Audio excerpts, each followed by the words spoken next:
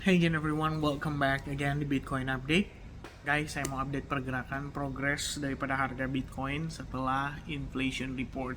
Pertama, kita perlu kasih tanggapan kali ya soal US Core CPI dan CPI-nya yang dirilis sekitar di angka bukan sekitar aja tapi 2,7 sama 2,6%. Ini gila sih. I mean previously 3%, turunnya 0,4 sama 0,3%.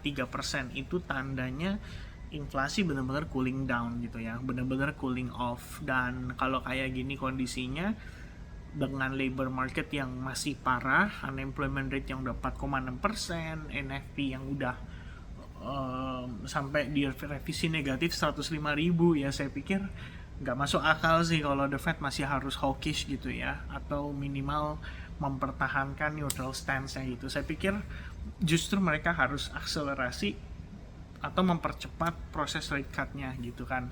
Jadi kalau misalkan tadinya rencana mereka 2026 cuma mau sekali itu, saya rasa harusnya dengan data terakhir harusnya bisa jadi pertimbangan 2 kali gitu. Cuma memang terlalu cepat sih untuk kita ngambil kesimpulan langsung karena ada banyak bantahan ya atau argumen bahwa ya tapi kan inflasi kali ini nggak dengan data yang lengkap gara-gara waktu itu US government shutdown dan bla bla bla gitu.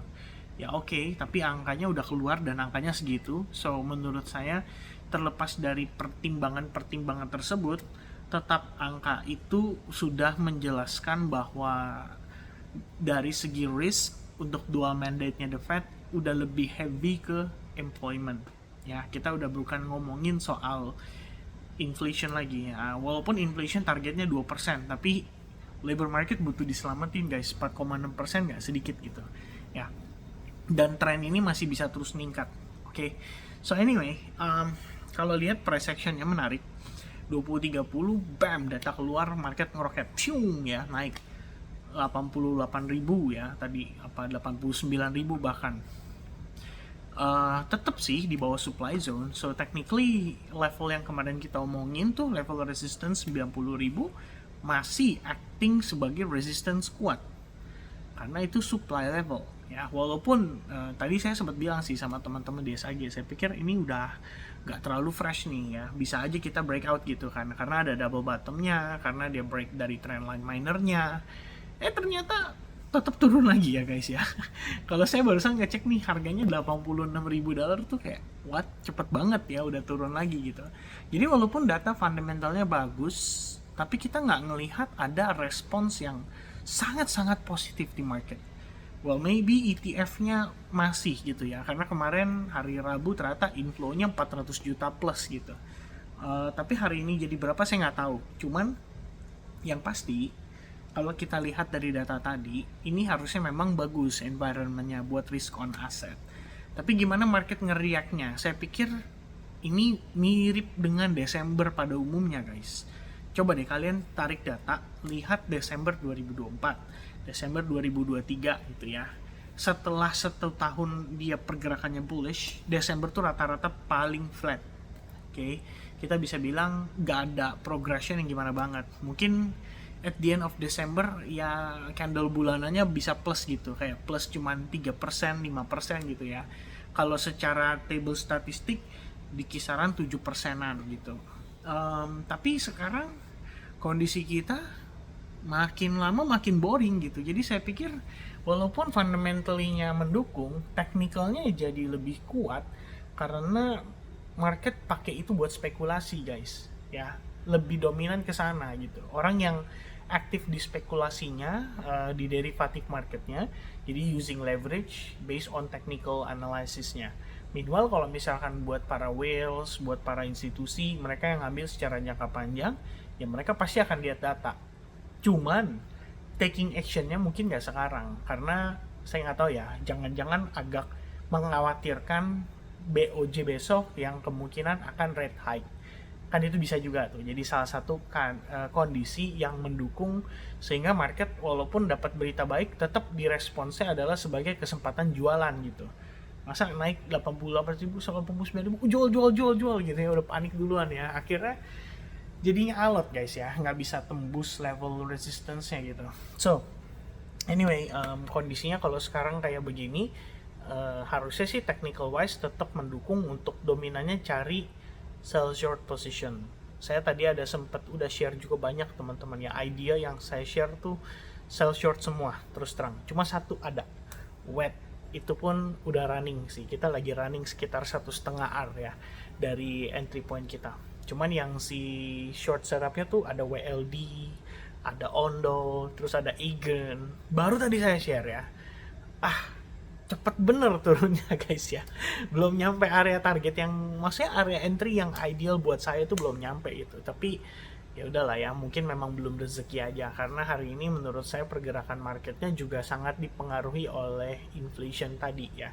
Kalau misalnya kita sampai New York nih naiknya masih poco-poco pelan-pelan, wah saya lebih confident, pasti mungkin udah saya execute lebih early. Dengan adanya candle confirmation pun akan saya execute gitu.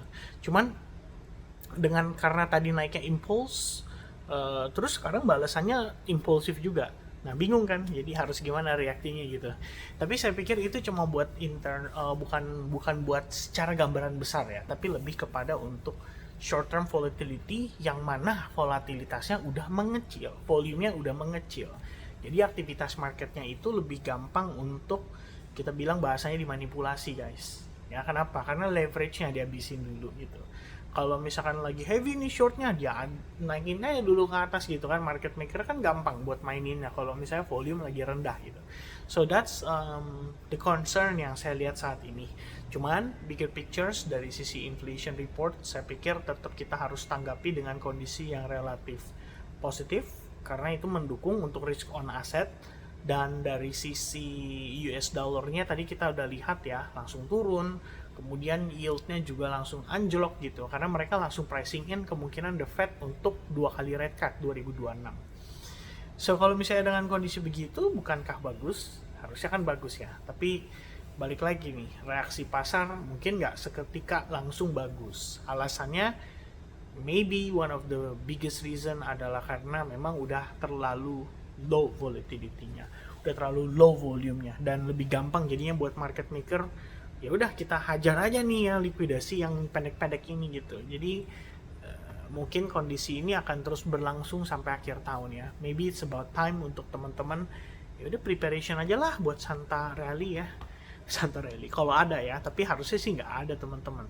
Setahu saya setiap tahun nggak ada ya, walaupun mau window dressing lah, mau Santa Rally lah, ujung-ujungnya nggak ada sih, karena volume pasar bener-bener rendah banget biasanya di akhir tahun. Mereka udah akan positioning untuk persiapan nanti menyambut tahun baru.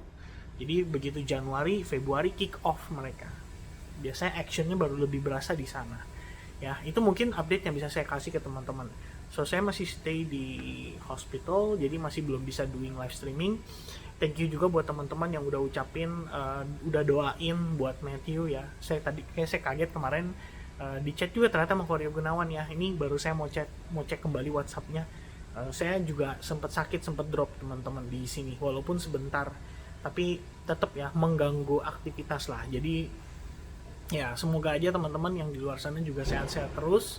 Bentar lagi udah mau tahun baruan, teman-teman mau liburan ya, jadi jaga kesehatan lah, karena cuaca juga lagi nggak bener ya teman-teman. Kita lihat badai terus nih recently di Indonesia. So hopefully ya kalian sehat-sehat deh ya. Oke, so mungkin dari saya itu aja ya teman-teman ya. Thank you very much guys buat yang udah menyaksikan video ini sampai selesai. Semoga informasi bermanfaat dan God bless buat teman-teman semua. Bye guys.